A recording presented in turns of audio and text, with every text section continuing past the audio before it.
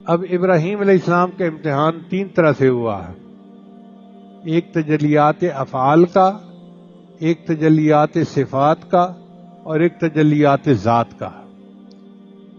تجلیات افعال کا امتحان ہوا جب بچے اور بیوی کو وہ اپنے گھر سے لے کر ایک ویرانے میں چھوڑ کر آئے۔ یہ توکل کی انتہا ہے۔ میں کبھی کبھی سوچتا ہوں تو حیران ہوتا ہوں کہ ہم عمرے پہ جاتے ہیں، ہمارے گھر والے کمرے میں ہوتے ہیں، محفوظ کمرہ ہوتا ہے، اور ہم نماز پڑھنے جاتے ہیں، عورتوں میں کئی دفعہ نہیں پڑھنی ہوتی تو وہ کمرے میں ہوتی ہیں۔ اب ہوٹل سے حرم جانے میں 10 منٹ نہیں لگتے، لیکن ہمیں فکر رہتی ہے کہ جی گھر والوں کو اکیلا چھوڑ کے آئے ہیں، حالانکہ وہ تو بند کمرہ ہے، ایئر کنڈیشن کمرہ ہے، اگر کسی چیز کی ضرورت پڑے تو وہاں نیچے مال بھی ہے جس سے ہر چیز مل سکتی ہے، لیکن پھر بھی فکر رہتی ہے۔ مجھے ہمیشہ ایسے موقع پہ ابراہیم علیہ السلام یاد آتے ہیں کہ انہوں نے ایک ویرانے میں جہاں وادی غیر ذی زرع تھی، کیسے اپنی بیوی اور بچے کو چھوڑ دیا۔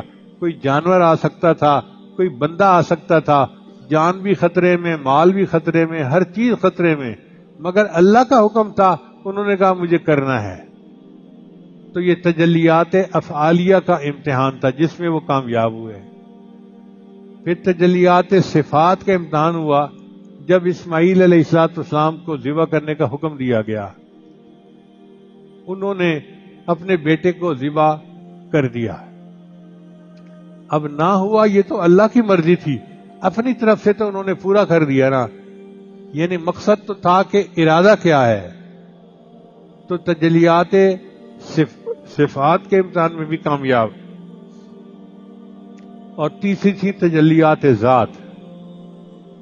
یہ امتحان ہوا جب ان کو نمرود نے آگ میں ڈالا تھا۔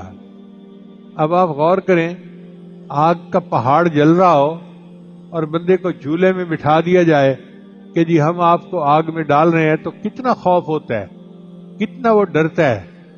مگر عین اس حال میں بھی ابراہیم کے دل پہ کوئی خوف نہیں تھا، وہ اطمینان میں تھے کہ میں اللہ کے لیے آگ میں ڈالا جا رہا ہوں۔